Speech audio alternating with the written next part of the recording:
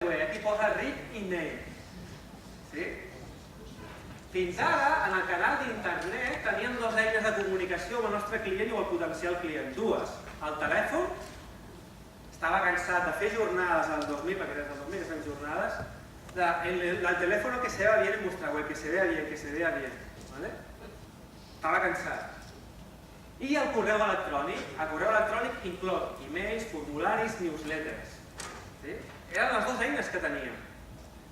El telèfon què li ha passat? Va amunt o va avall? Amunt. No, és important, és important. El telèfon el tenim allà.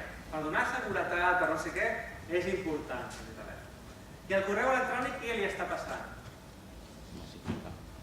Pregunteu-li a un nano de 16 anys, 17 anys, 18 anys si utilitza el correu electrònic.